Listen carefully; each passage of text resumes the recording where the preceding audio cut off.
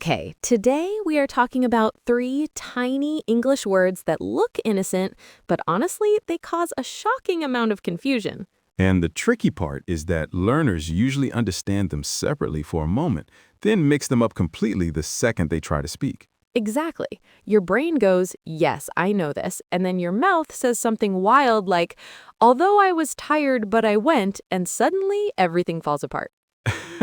Which is actually very common. So if you've ever done that, you are in extremely good company today.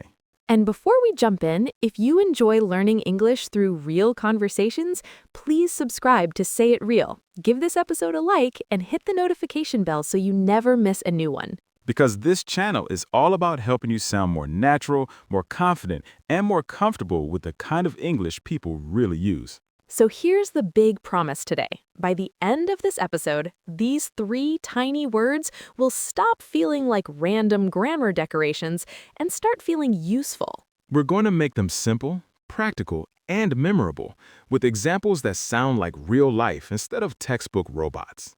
Curious. Let's start at the center of it all. What do these words actually do? Why do though, although, and even though even exist? They all show contrast. In other words, they connect two ideas that do not seem to match in the way you expect. Right, like when life goes, this should happen, and then reality says, nope, something else happened instead. Exactly. For example, you were exhausted, but you still cleaned your whole apartment. Normally, tired people rest, but you kept going. That is contrast. Or you studied for days and then the test was still terrible. Painful, unfair, deeply rude, and also contrast. Yes, English really loves putting surprising ideas side by side. That's why these words show up everywhere in stories, conversations, emails, and everyday opinions. Now, the first important thing is this.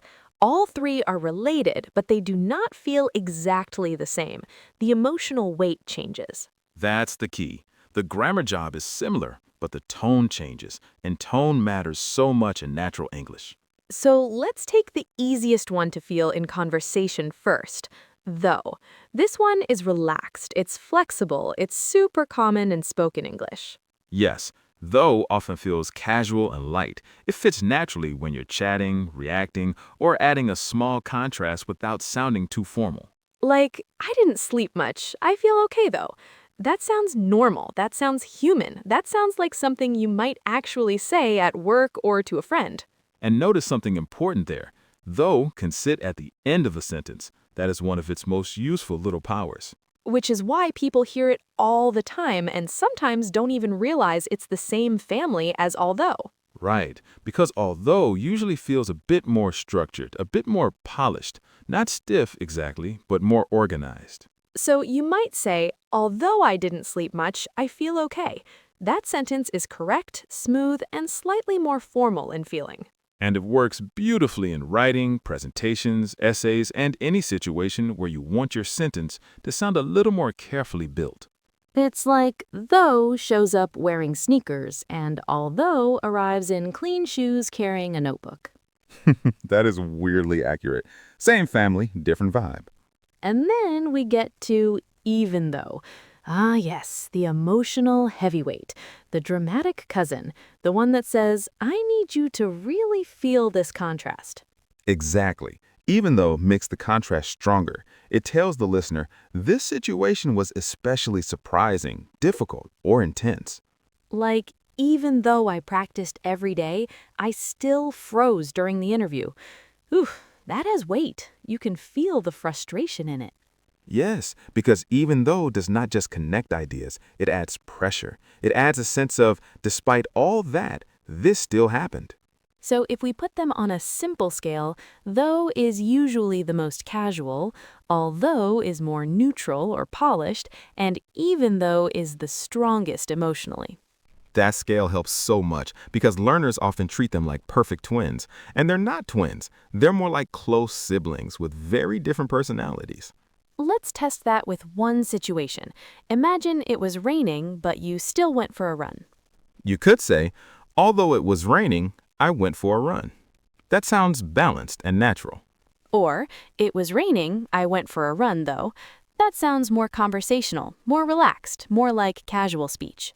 And if you say, even though it was pouring, I went for a run, now it feels more intense. The weather was serious, and your decision feels more surprising. Yes, same basic idea, three slightly different emotional colors, and that is exactly what makes English feel alive.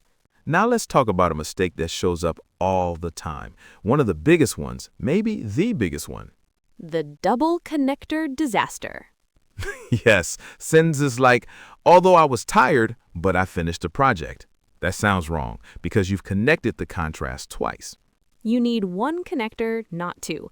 Say, although I was tired, I finished the project, or I was tired, but I finished the project. Pick one path.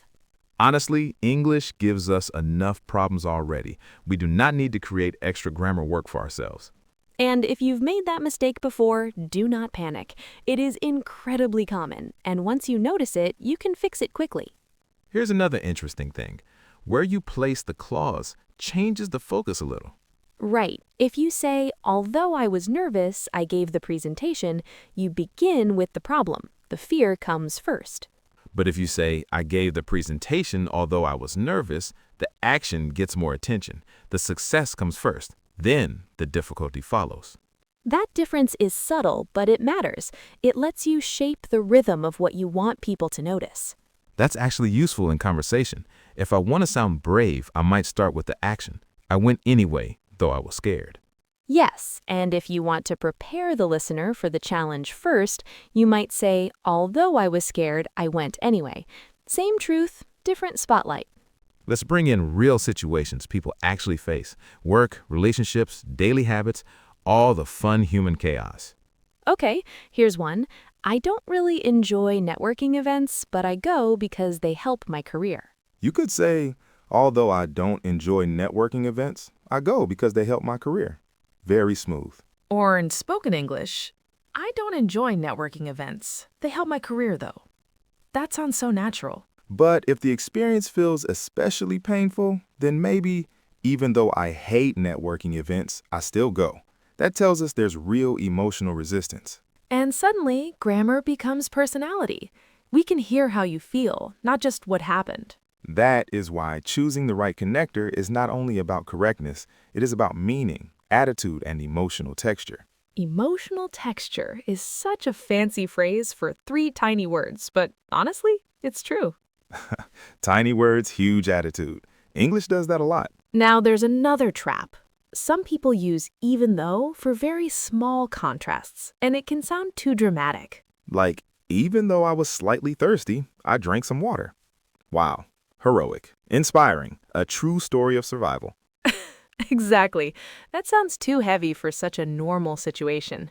Even though should usually be saved for stronger contrast. So for light or ordinary situations, though or although often feels better. Keep even though for moments with more surprise, struggle, or emotional force. That's why, even though I was really sick, I went to work makes sense. But even though I wanted a snack, I opened the fridge feels a little ridiculous. Unless opening the fridge was somehow a personal journey. In some kitchens, maybe it is. Let's do a quick mini challenge. You are tired, but you agree to help your friend move. Which one sounds best? Although I'm tired, I'll help you move. Works well. It sounds kind and balanced. I'm tired. I'll help you move, though.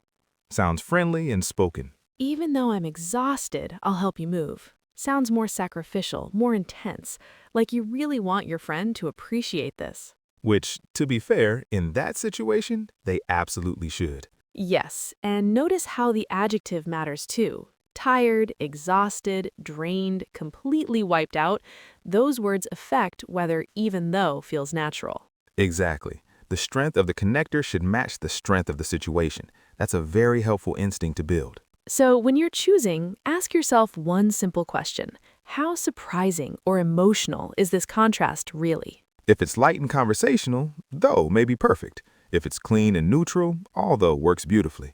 If it's strong and meaningful, even though it's probably your best choice. I also think though is especially useful because it helps people sound more natural faster.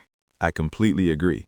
A lot of learners study complex sentence patterns, but in real conversation, shorter chunks often sound more natural. Like, instead of saying, although the restaurant was expensive, the food was amazing, you can simply say, the restaurant was expensive, the food was amazing though. And that version is easier to say, easier to hear, and easier to remember in fast conversation. It also softens opinions nicely. That's one thing I love about though at the end of a sentence. Yes, if you say, the meeting was long. It was useful though.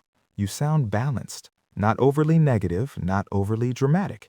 Just fair. That kind of balance is so helpful in English because people often prefer softer opinions, especially in professional or social settings. So though is not just grammar, it can make you sound more tactful, more conversational, and honestly, more socially smooth. Socially smooth is a great thing to be. What about formal writing? Let's say someone is writing an essay or giving a presentation. Which one usually feels safer? Although is usually a very strong choice there.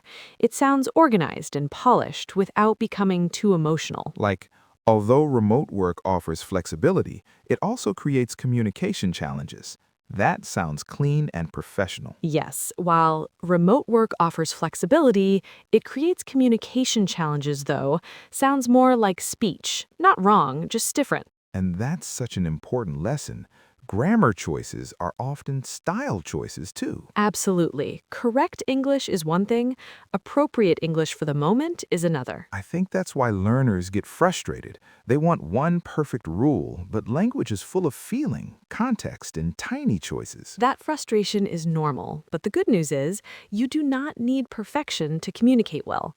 You need patterns, practice, and courage. Yes, even though your sentence might not be perfect, people can still understand you, and understanding is the whole point of communication. So please do not stay silent because you are waiting for flawless grammar. Speak first, adjust later. That is how fluency grows in real life. And if this conversation is helping you feel less afraid of these confusing little words, subscribe to Say It Real, give us a like, and hit the notification bell to keep learning with us. Because the more often you hear natural English used in context, the easier it becomes to trust your instincts. Okay, let's slow things down now and do our word tour. This is the part where we revisit useful words and phrases from today in a calm, practical way. First phrase, show contrast. If two ideas show contrast, they do not match in the expected way. Example, she was nervous, but she spoke clearly. That contrast makes the sentence interesting. Second word, polished. If language sounds polished, it feels smooth, organized, and a little more formal. Example, his presentation was short, clear, and polished. Third phrase, emotional weight. This means a word or sentence carries stronger feeling. Example, even though she smiled, her voice had emotional weight. Fourth word, casual. Casual language is relaxed, everyday language. Example, though at the end of a sentence often sounds more casual than although. Fifth word, flexible. If something is flexible, it can work in different ways. Example, though is flexible because it can go in the middle or at the end. And one more phrase, soften criticism. This means making a negative opinion sound less harsh. Example, the hotel was small. It was clean though. That sounds softer and more balanced. I love that section because vocabulary becomes much easier to remember when it's connected to a real conversation and not just sitting alone on a list. Exactly. And that is also how you should study these connectors, not as isolated grammar items, but as tools inside real sentences. So let's bring everything together one last time. Though is relaxed and natural, especially in conversation. Although is smoother and more structured. Even though brings stronger emotion and stronger contrast. And the golden reminder, do not use but together with them. Choose one connector, keep the sentence clean, and focus on the feeling you want to create. Also, give yourself permission to practice out loud. Say simple lines from your real life. I was tired though. Although it was late, I stayed. Even though I was scared, I tried. Those small personal examples matter because they train your ear, your voice, and your confidence at the same time. And maybe that is the most important idea today. Even though English can feel messy sometimes, you are still moving forward every time you stay curious and keep speaking. And although progress may feel slow from day to day, it becomes powerful over time. Small practice sessions build real fluency. So keep going, keep listening, keep speaking, and keep being brave enough to sound imperfect while you grow. And before we go, subscribe to Say It Real. Give this episode a like and hit the notification bell so you can keep learning English through real conversations with us. Thanks for spending this time with us today. We're really glad you are here. We'll see you in the next episode. Take care.